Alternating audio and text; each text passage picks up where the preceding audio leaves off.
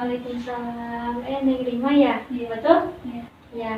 Nah, saya alhamdulillah ya kita bisa bertemu pada saat ini. Nah, di sini saya sudah baca intake inform dari Neng Rima sendiri. Nah, kita akan melaksanakan konseling kali ini. Semoga permasalahan-permasalahan yang sedang dialami oleh Neng sekarang itu dapat terselesaikan ya. Iya. Nah, sekarang di sini ada 2 kursi nih, Teh. Nah, di sini Neng boleh memilih kursi yang menurut Neng itu nyaman untuk diduduki. Mungkin di sebelah sini aja Teh. Silahkan duduk ya. Nah, saya boleh duduk di sini? Boleh.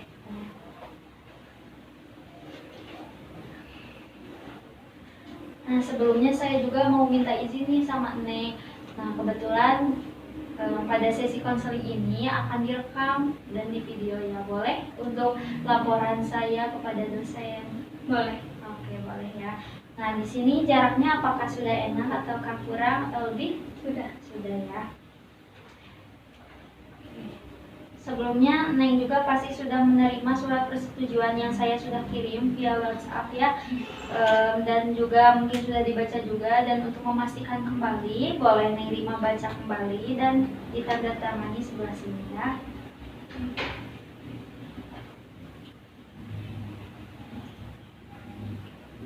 Sudah? Sudah. Oke. Gimana nih perjalanannya ke sini? Macet nggak? Alhamdulillah lancar. Lancar ya. Diantar sama siapa ke sini? Sendiri aja. Sendiri ya. Sebelumnya Neng Rima itu anak keberapa sih sebenarnya? Anak kedua. Kedua dari 2 bersaudara. Dari 2 bersaudara ya.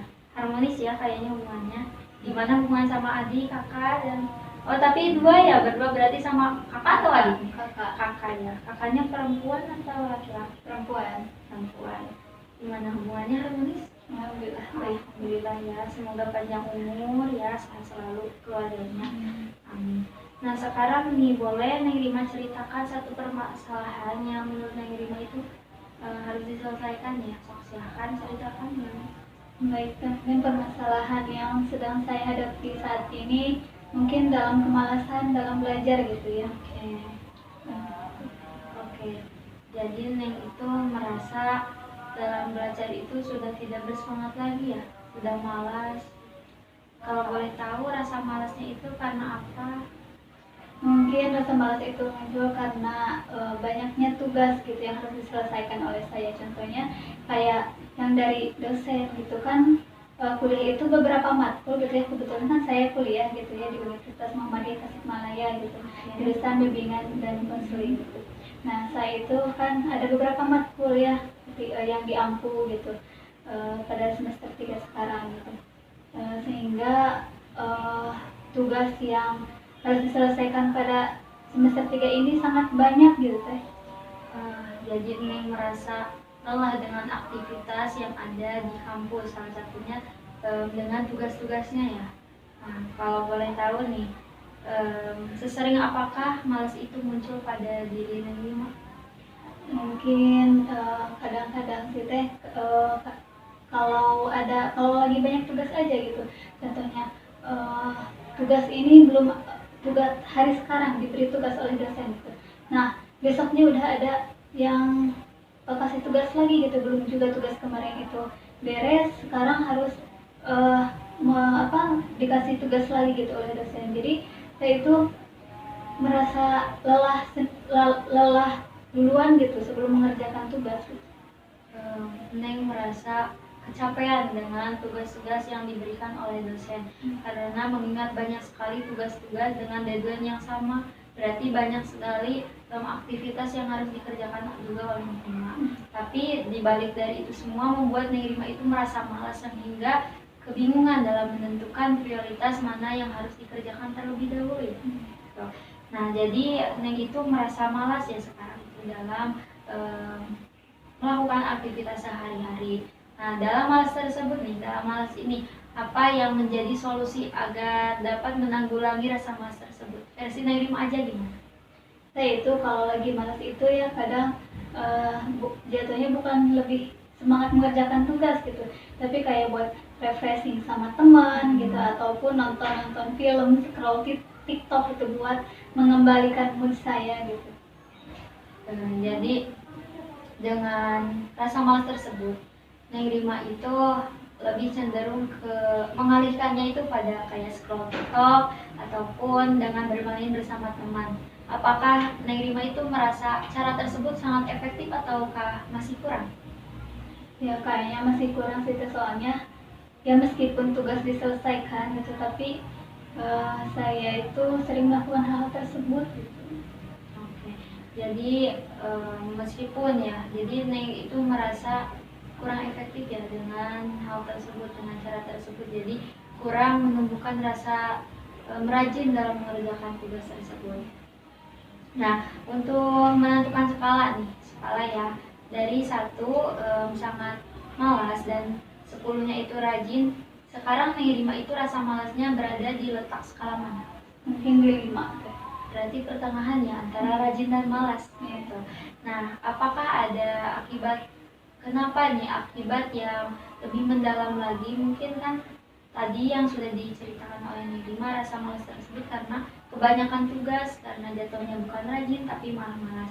Apakah ada akibat lain yang merasa terganggu karena malas tersebut? Ya mungkin selain itu nggak ada sih Teh ya, karena banyak tugas aja gitu. Tapi memang sih mungkin karena aktivitas sehari-hari juga, mungkin kebetulan kan saya juga ngekos ya Teh, jadi ada banyak pekerjaan gitu di kosan itu, tidak hanya buat mengerjakan tugas gitu. Jadi ternyata Neng Rima itu akibat ngekos ya, sehingga banyak sekali tugas seperti cuci piring sendiri, masak sendiri, segala serba sendiri, sehingga aktivitasnya itu lebih 2 kali lipat dari orang-orang yang tinggal di rumah dengan orang tuanya ya. Nah, selain itu juga apakah ada aktivitas ekstra di kampus seperti ikut himpunan ataupun BEM atau yang lainnya, apakah Neng Rima ikut? Iya Teh, kebetulan saya juga ikut organisasi di Hima gitu di kampus. Oh, jadi ketahuan ya bahwa Neng Rima itu malas karena emang banyak sekali tugas yang harus dilakukan seperti kayak himpunan, belum lagi tugas kuliah yang sangat numpuk, dengan kemudian dihadapkan dengan tugas-tugas di kosan yang kayak cuci piring, cuci baju sendiri, sehingga kita itu berpikiran banyak sekali tugas sehingga jatuhnya itu lebih ke malas karena banyak sekali PR-PR yang harus dikerjakan oleh Neng Rima ya. Oke, baik, jadi dapat disimpulkan ya bahwa Neng Rima itu sekarang sedang mengalami rasa malas yang sangat tinggi dan juga bisa dikatakan balance ya antara malas dan rajin itu berada di titik tengah. Jadi kalau boleh tahu kan ada di titik tengah ya rasa malas dan rajin itu, karena di skala 5 juga. Nah, lebih condong ke rajin atau ke malas? Lebih ke malas sih Teh. Oh, jadi lebih ke malas, jadi agak geser ke sebelah malas, ke skala 1 ya gesernya. Jadi ternyata rasa malas itu mengalahkan ya rasa rajin Neng Rima pada saat ini gitu. Apakah rasa malas sampai saat ini juga masih sering dirasakan oleh Neng Rima? Iya Teh, Sering sekali ya. Ternyata malas Neng Rima itu mulai sering terjadi ya. Apakah pada nilai juga berpengaruh rasa malas tersebut? Ya kalau untuk nilai sih gak tahu ya Teh, karena kan belum mau ke semester 4 juga gitu, jadi IPK-nya belum keluar. Jadi kalau pas semester 1-2 itu masih rajin? Alhamdulillah. Oke, jadi masih tenaganya itu masih ekstra banget ya. Kalau sekarang semester 3 dihadapkan dengan skill-skill yang harus terasah lebih dalam lagi mungkin ya, dengan tantangan tersebut membuat Neng Rima itu merasa malas. Jadi dapat disimpulkan ya bahwa Neng Rima itu mengalami rasa malas dalam belajar karena dihadapkan banyak sekali aktivitas yang menjadi PR Neng Rima. Selain dari kegiatan kampus yang harus Neng Rima lalui, ada juga kegiatan himpunan yang memiliki banyak sekali tugas dan PR yang harus dikerjakan. Dan juga nih ada tugas rumahan ya, karena Neng Rima itu kan kos, jadi ada tugas rumahan di balik itu seperti cuci piring, kemudian ya nyetrika baju kayak gitu, di mana tidak bisa mengandalkan orang tua lagi, harus belajar mandiri. Tapi di sisi lain ada nilai plusnya dari Neng Rima itu sebenarnya ya. Jadi Neng Rima itu jangan merasa bahwa saya itu memiliki tugas yang beda dengan orang lain, sedangkan orang lain enak-enak saja di rumah. Ada nilai plus sebenarnya dalam kegiatan Neng Rima itu. Selain dari ngampus menambah skill dalam pengetahuan intelektual Neng Rima, ada juga tugas himpunan yang dimana dapat mengasah skill di luar dari kampus, karena kita itu belajar bagaimana nih cara menghadapi di lapangan nanti kalau Neng Rima sudah lulus dari perkuliahan. Dan juga nilai plusnya itu Neng Rima sudah ngekos dari sekarang, sehingga melatih Neng Rima bagaimana nih cara menjadi ibu rumah tangga yang baik ke depannya, karena pasti Neng Rima juga akan menikah, memiliki anak dan suami yang harus Neng Rima jaga dan urus. Nah, dalam sesi konseling kali ini apa yang ingin Neng Rima capai? Saya itu ingin lebih rajin aja teh, lebih rajin dalam belajar gitu, menghilangkan rasa malas itu gitu.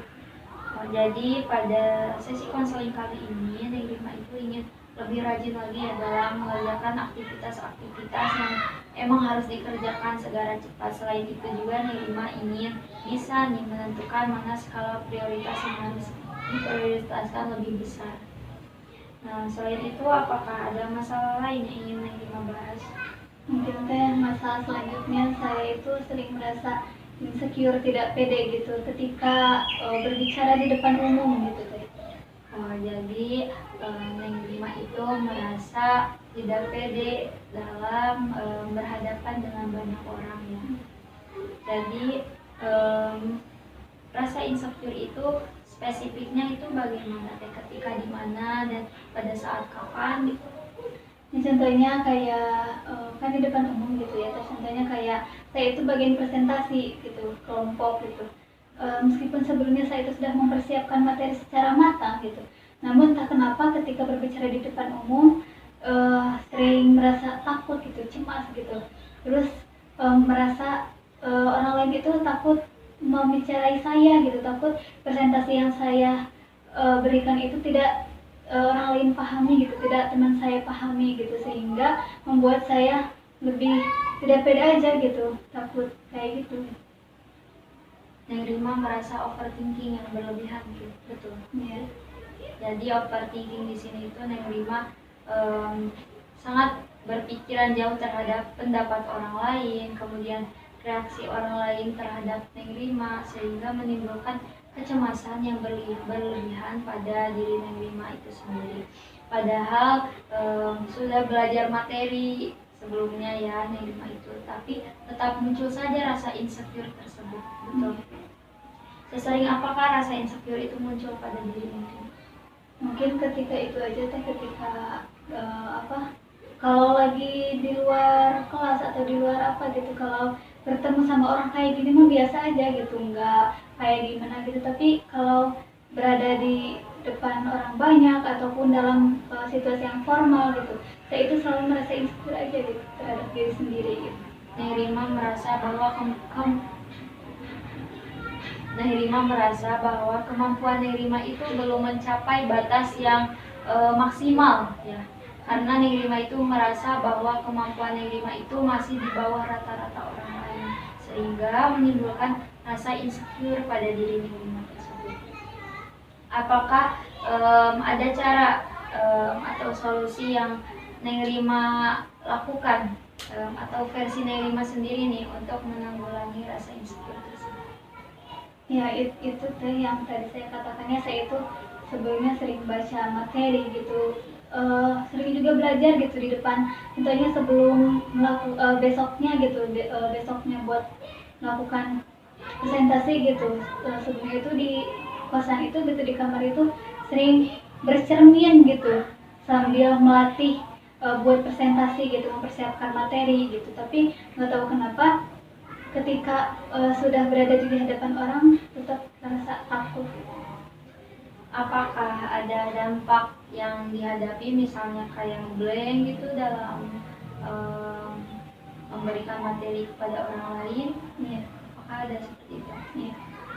Oke, jadi sebenarnya saya rasa ya insecure Neng Rima itu mulai agak berlebihan sebenarnya, karena kalau Neng Rima emang merasa gugup atau hal yang lain itu emang wajar sebenarnya Mak. Cuma rasa insecure yang berlebihan ini dikarenakan Neng Rima sampai-sampai lupa dengan materi yang harus dijelaskan oleh Neng Rima, sehingga dapat menimbulkan ketidakpahaman, tidak kongruens antara pemahaman Neng Rima dengan pemahaman orang lain. Nah, di sini juga ada tips ya menurut saya agar dapat Neng Rima itu lebih berani lagi tampil di hadapan orang lain. Yang pertama, Neng Rima harus menerima atau bersyukur tentang kemampuan yang dimiliki oleh Neng Rima saat ini, sehingga dapat menumbuhkan rasa pede terhadap diri Neng Rima dan bisa berkomunikasi dengan lancar di depan orang lain. Yang kedua, Neng Rima betul tadi harus bisa membaca materi terlebih dahulu, karena dalam suatu hal itu tidak ada yang instan dalam dunia ini. Harus ada beberapa proses atau ikhtiar yang kita laksanakan dengan membaca materi terlebih dahulu, sehingga dapat lebih menumbuhkan pengetahuan juga. Sehingga misalnya ketika teman Neng Rima bertanya kepada Neng Rima tentang presentasi tersebut, Neng Rima bisa menjawab dengan lancar apa yang dipahami oleh Neng Rima pada waktu itu. Dan Neng Rima juga betul tadi bisa bercermin di depan kaca dan juga bisa menerima aku ini lebih dari orang lain, harus bisa percaya itu. Dengan kemudian tadi juga Neng Rima menceritakan bahwa Neng Rima itu ikut himpunan. Sebenarnya itu juga merupakan nilai plus dari Neng Rima, karena mengikuti himpunan itu pasti akan lebih banyak berinteraksi, bukan hanya dengan kelas tapi dengan kakak kelas ataupun dengan adik tingkat, karena pasti akan melalui ospek-ospek. Dengan kegiatan tersebut, nah Neng Rima dapat menyalurkan hal tersebut agar bisa lebih percaya lagi tampil di hadapan orang lain. Nah, apakah yang ingin Neng Rima capai atau topik utama yang ingin Neng Rima capai pada saat konseling kali ini? Nah, saya itu ingin lebih percaya diri aja teh ketika berbicara di depan umum gitu, ingin menghilangkan rasa overthinking itu gitu, rasa ketakutan itu gitu ketika berada di hadapan orang banyak itu. Jadi ada dua yang ingin Neng Rima capai, yaitu ingin lebih percaya diri lagi, kemudian Neng Rima juga ingin menghilangkan rasa overthinking yang berlebihan. Dari dua hal tersebut, percaya diri dan ingin menghilangkan rasa overthinking yang berlebihan, mana dulu yang akan kita bahas? Ingin lebih percaya diri. Oke, jadi Neng Rima itu ingin lebih percaya diri tampil di hadapan orang lain. Neng Rima boleh ingat yang tadi tips-tips dari saya, yang tadi seperti meyakinkan diri sendiri bahwa kemampuan kita dapat berkembang jika kita berusaha, kemudian bisa membaca materi terlebih dahulu sebelum presentasi, dan juga bisa bercermin di depan kaca dengan cara berlatih bagaimana kita menyampaikan, dan juga bisa juga dengan kita belajar dan melatih diri kita di depan teman kita. Misal Neng Rima itu punya teman dekat, nah Neng Rima boleh coba dengarkan saya presentasi, mana nih yang belum paham kiranya dan harus saya perbaiki terlebih dahulu gitu ya. Jadi apakah ada masalah lain yang ingin kita bahas? Saya itu sering merasa sedih gitu ketika mengingat orang yang sudah tidak ada gitu, mungkin orang yang saya sayang gitu, yang dianggap oleh saya itu mereka itu orang-orang penting dalam hidup saya. Neng itu sedang merasa kangen ya? Kalau boleh tahu kangen kepada siapa? Mungkin ada banyak ya teh, dari mulai kakek, nenek, terus sama juga ke ibu gitu. Kakek, nenek, dan juga ibu ya, yang sedang Neng kangen saat ini. Apakah Neng belum menceritakan ya bahwa paman itu apakah sudah meninggalkah atau LDR atau seperti apa? Mungkin udah meninggal ya teh, orang-orang yang saya tadi sebutin dari mulai nenek, kakek, sama ibu. Mereka orang yang saya sayangi gitu, tapi mungkin sekarang sudah tidak ada lagi di dunia ini. Jadi Neng Rima itu mengalami rasa duka, sehingga rasa kangen itu muncul karena mengingat banyak sekali ya orang yang sudah meninggalkan Neng Rima, kakek, nenek, terutama seorang ibu yang melahirkan Neng Rima, yang membesarkan Neng Rima, di mana orang ibu itu sangat berarti ya. Dan sekarang sudah tidak ada dan sudah meninggalkan Neng Rima. Kalau boleh tahu meninggalnya itu kapan ataukah ada sebuah kecelakaan, boleh diceritakan secara spesifik sehingga Neng Rima itu merasa nyaman seksual. Mungkin dari mulai nenek saya ya 2019, kebetulan saya juga lagi di pesantren ya, karena kan nenek saya juga mempunyai penyakit gula gitu ya, sehingga mungkin karena udah punya penyakit, terus udah tua juga gitu, jadi gampang banget gitu buat buat meninggal gitu ya.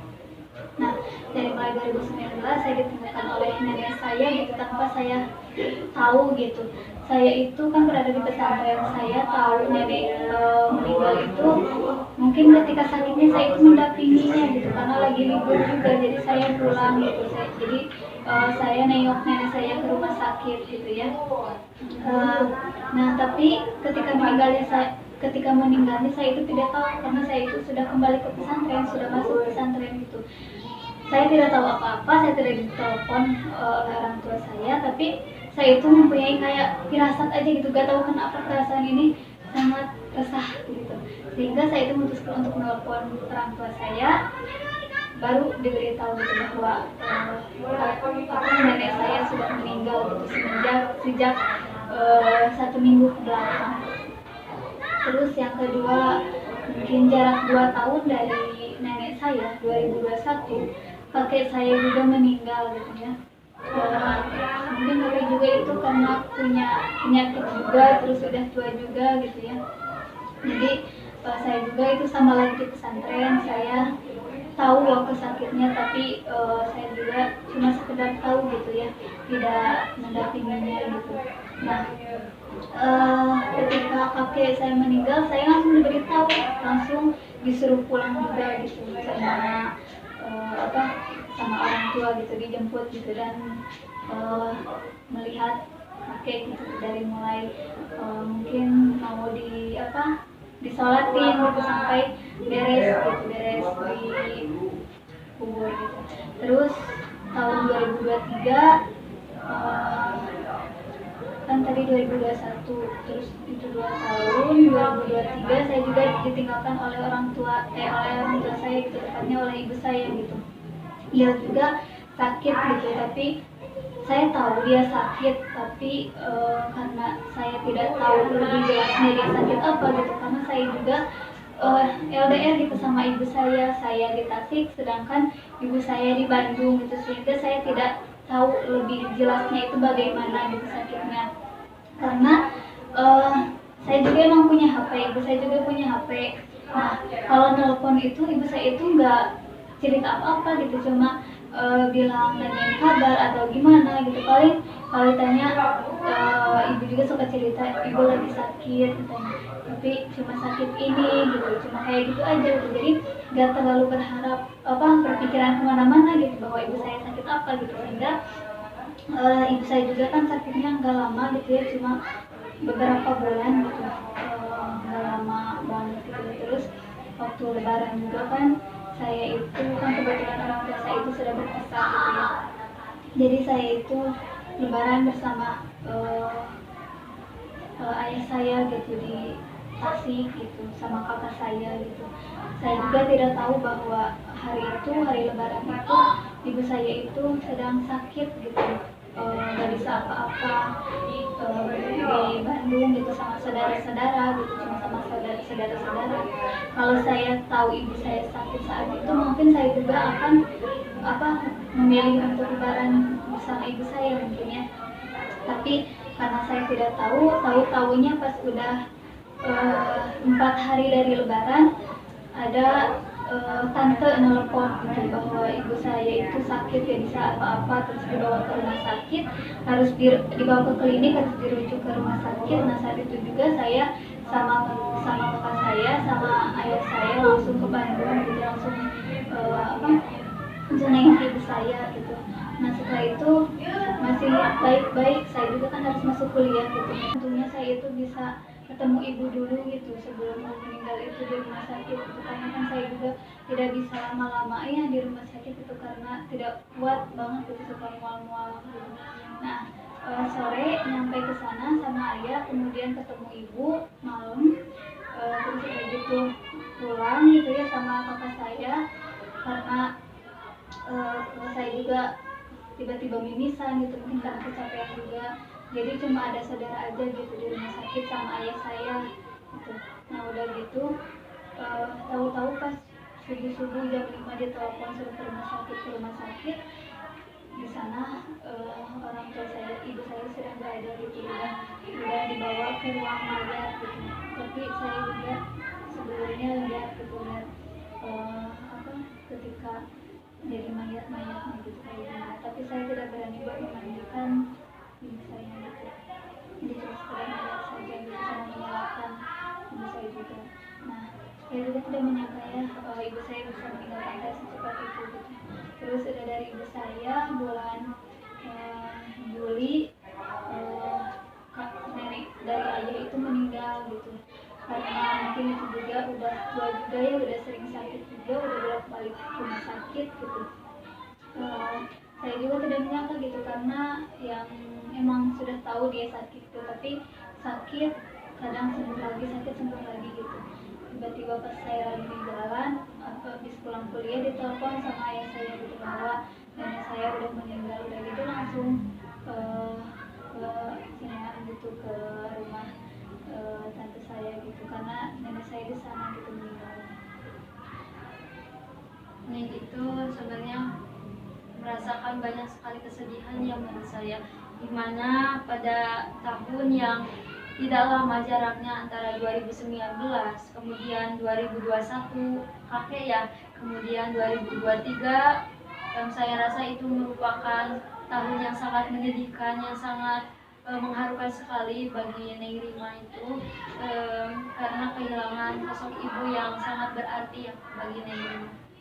Kemudian pada 2 bulan setelahnya nenek dari ayah itu juga meninggal dengan faktor usia juga mungkinnya, karena melihat dari situasi yang saya tanggapi ya, yang saya lihat pada Neng Rima itu banyak sekali kesedihan, di mana nenek kaget juga ya Neng Rima itu karena secara tiba-tiba meninggalnya, dan juga kakek mungkin faktor usia juga, dan ibu yang Neng Rima itu paling berat karena Neng Rima sedang ada di fase kuliah yang masih membutuhkan sosok ibu, dan ibu sekarang sudah meninggalkan Neng, dan Neng juga harus bisa hidup mandiri tanpa sosok ibu. Tapi Neng Rima juga dibalik itu harus semangat juga karena masih ada kakak dan ayah yang bisa memotivasi Neng Rima. Nah, saya ingin bertanya apakah hubungan Neng dan kakak atau teteh juga ya itu baik-baik ataukah gimana? Baik sih buat sekarang, mungkin kan sebelumnya ketika masih ada ibu sering berantem hal kecil gitu, tapi sekarang setelah ibu gak ada itu, teteh itu ya saya itu merasa bahwa teteh saya itu sangat lebih menyayangi saya gitu. Ya, jadi di balik kesedihan pasti ada kebahagiaan juga ya. Neng itu harus ingat bahwa emang sedih sekali pasti rasanya ditinggalkan oleh ibu, dimana ibu yang melahirkan kita, yang membesarkan kita. Tapi ada sosok kakak yang dimana ada hikmah di dalamnya.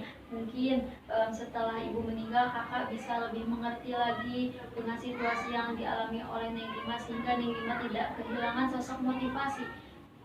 Sebagai motivator Neng Rima saat ini yaitu kakak dan juga ayah.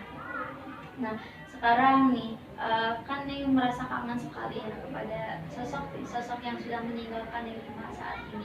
Nah apakah Neng Rima itu dapat mengalihkan rasa kangen itu, atau apakah cara solusi yang dilakukan Neng Rima dalam mengatasi kangen tersebut?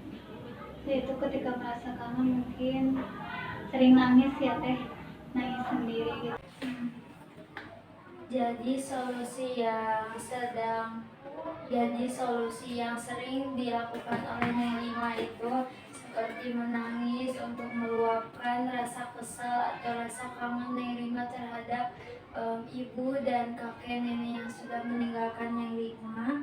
Selain itu juga Neng Rima itu termotivasi dari ibu karena ibu itu pintar sekali ya dalam memasak, sehingga memotivasi Nairima ingin sama seperti ibu, ingin bisa masak dan juga enak masakannya dengan berlatih, sehingga dapat menghilangkan rasa kangen atau meminimalisir ya rasa kangen tersebut. Selanjutnya, apakah ada yang ingin diceritakan oleh Nairima? Mungkin permasalahan selanjutnya teh, saya itu kadang merasa kesal gitu kepada teman-teman saya gitu, karena mereka itu suka apa ya, menyangka saya itu punya pacar gitu, padahal enggak. Nairima merasa kecewa kepada teman-teman Nairima. Kalau boleh tahu karena apa kecewa tersebut? Ya karena itu teh karena mereka dia itu suka kayak memojokkan saya gitu, bahwa saya itu punya pacar gitu, padahal saya itu nggak punya pacar. Oke, Nairima itu merasa kesal dengan teman Nairima karena sering mengira bahwa Nai itu memiliki pacar, padahal Nairima itu tidak memiliki sama sekali pacar. Apakah ada hal atau dampak negatif karena Nairima itu dituduh memiliki pacar terhadap diri Nairima? Ya kadang saya itu udah nggak punya pacar gitu, terus dikatain punya pacar, jadi kadang kan orang lain itu percaya gitu bahwa saya itu punya pacar gitu, jadi ya kayak gitu. Mungkin maksud Nairima itu jadi orang yang ingin mendekati Nairima itu terhalang karena mengetahui gosip-gosip dari orang lain bahwa Nairima itu memiliki pacar, padahal belum. Jadi terhalang yang ingin mendekati Nairima itu, betul seperti itu. Oke, jadi yang mungkin dampak negatifnya itu Nairima itu merasa tidak nyaman atau merasa risih dengan keadaan tersebut, dan juga Nairima itu merasa bahwa orang-orang yang ingin dekat dengan Nairima itu merasa ada jarak dan kecanggungan karena tahunya dari teman-teman itu Nairima memiliki pacar, padahal belum. Apakah Nairima tahu alasannya mengapa teman-teman itu mengira bahwa Nairima itu memiliki pacar? Tidak tahu. Mungkin apakah Nairima pernah dekat dengan seseorang?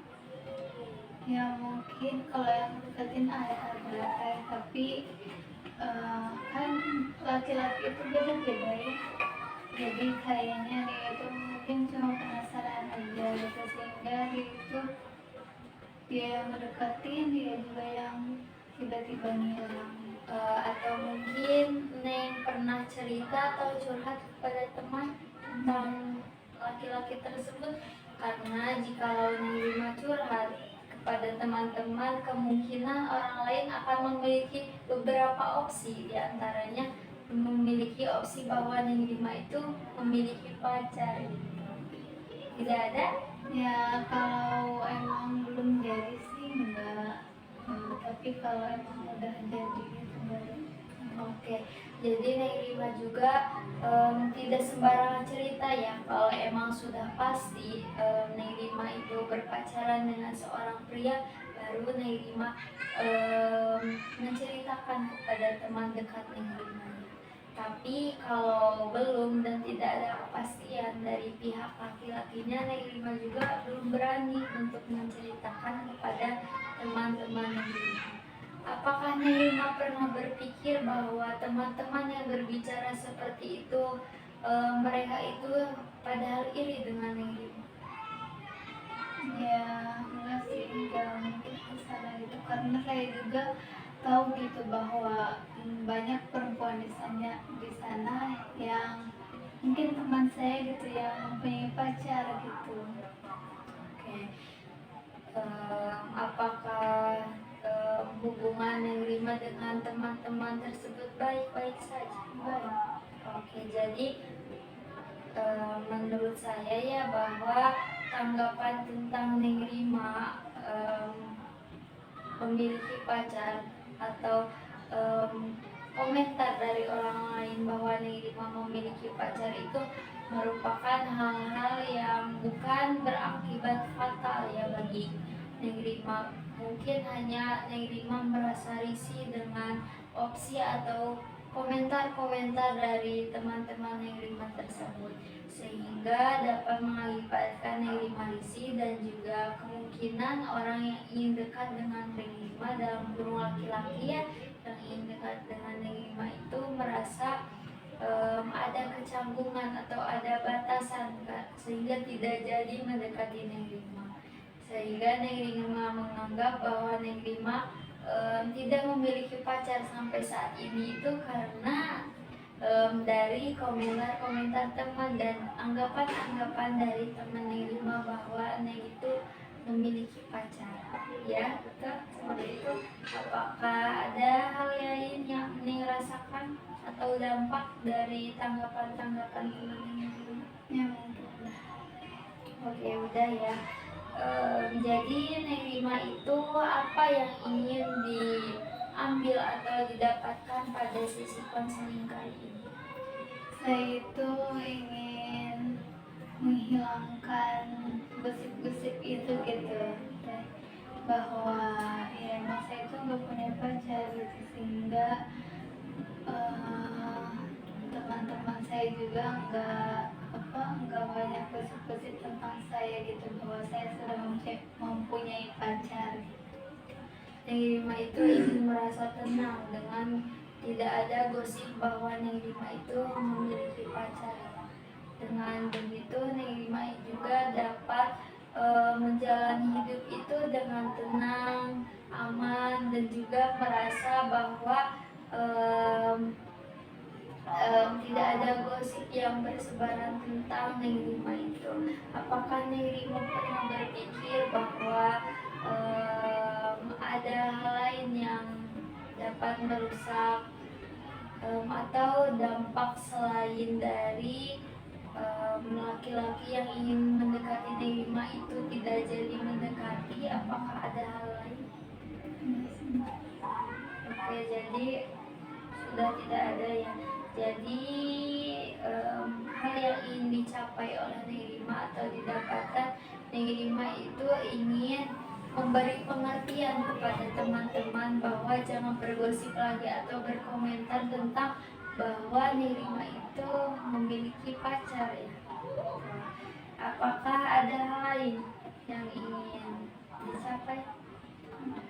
Sudah dapat disimpulkannya bahwa Neng Rima itu selalu mengalami merasa risih dengan teman-teman yang bergosip tentang keadaan Neng Rima, dalam kurung keadaannya teh memiliki pacar atau kekasih, padahal Neng Rima itu sebenarnya tidak memiliki kekasih pada kehidupan Neng Rima, sehingga Neng Rima berpikir bahwa dengan gosip tersebut dapat menghalangi atau membentengi seseorang yang ingin dekat dengannya. Apakah ada hal lain yang ingin dibahas oleh Neng Rima?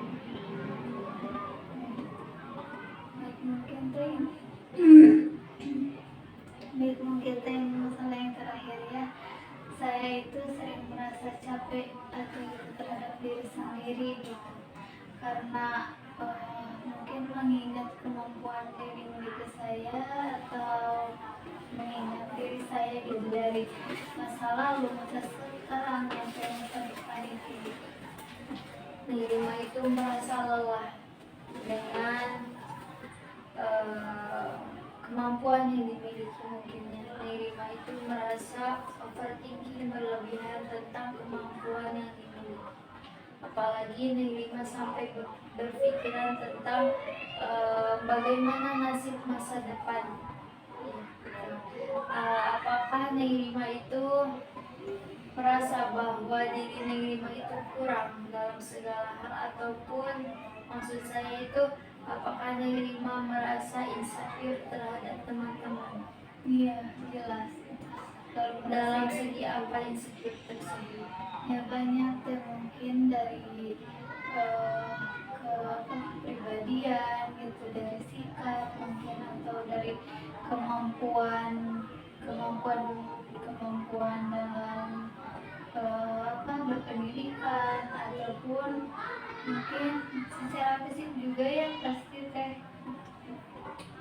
Jadi ada beberapa yang membuat Neng Rima itu insecure, diantaranya karena fisik mungkin, kemudian kemampuan intelektual yang dimiliki oleh teman-teman, kemudian juga kepribadian dan sikap yang dimiliki Neng Rima. Neng Rima merasa bahwa kemampuan atau hal yang dimiliki dalam diri Neng Rima itu belum sepenuhnya sama seperti orang lain.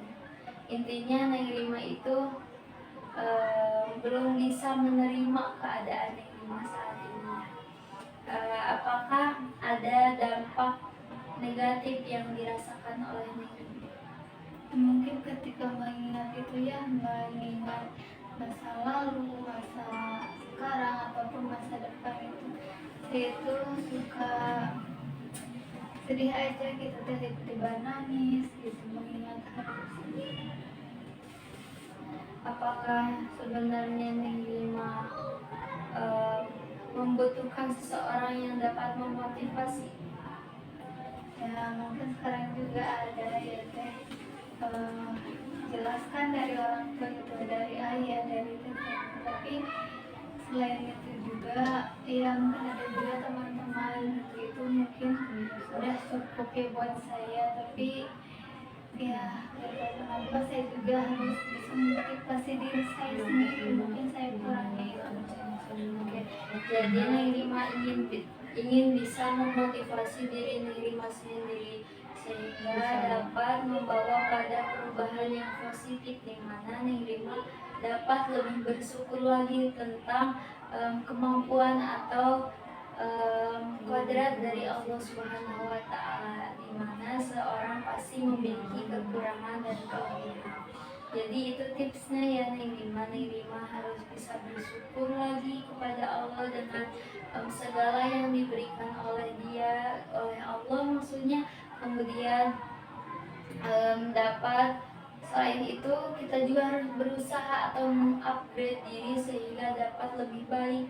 Kita ceritanya ingin lebih baik lagi, tapi kita tidak ada usaha, sama saja seperti bohong namanya kalau kita tidak berusaha. Karena di balik itu Allah menyuruh kita untuk berikhtiar. Di antaranya ya kalau tentang sikap, kita harus lebih memperbaiki sikap kita terhadap orang lain.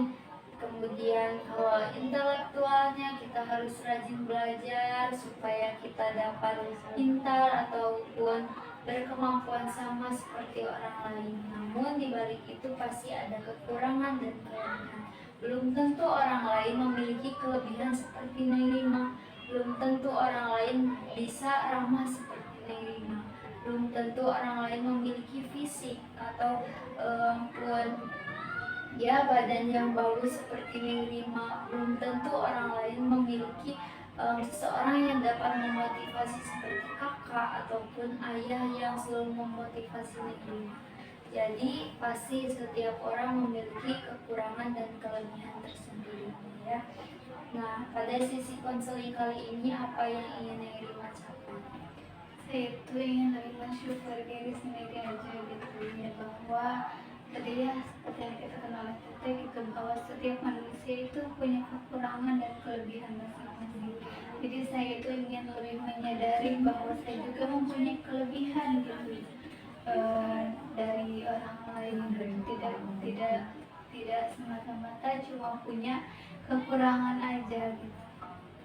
Jadi Neng Rima ingin lebih bersyukur lagi ya, ingin lebih memberi atau lebih memahami bahwa diri itu memiliki kekurangan dan kelebihan tersendiri, karena setiap orang pasti memiliki kekurangan dan kelebihan. Apakah ada yang ingin ditanyakan pada sesi konseling kali ini? Mungkin ada. Sudah ya. Gimana nih rasanya setelah melakukan sesi konseling? Apakah sudah agak enakan ataukah masih ada yang mengganjal? Alhamdulillah sudah. Ya, perlu diingatkan lagi yang tadi pada masalah malas dalam belajar. Yang 5 itu berada pada skala 5, di mana skala 5 itu antara malas dan rajin. Tapi menurut Negeri 5, rasa malas itu lebih yang dominan karena Negeri 5 itu sering merasakan malas lebih sering daripada rajinnya. Nah, Negeri 5 juga harus berusaha ya, selain melakukan sesi konseling kali ini, Negeri 5 juga harus mau berubah dan juga mau mengupgrade diri sehingga sesi konseling ini dapat berjalan dan dapat berkembang sesuai dengan apa yang inginkan pada diri Negeri 5, seperti ingin lebih rajin lagi, ingin tenang lagi, kemudian ingin bisa memberikan pengertian kepada teman-teman agar tidak bergosip bahwa Negeri memiliki pacar, seperti itu ya. Semoga semuanya bermanfaat.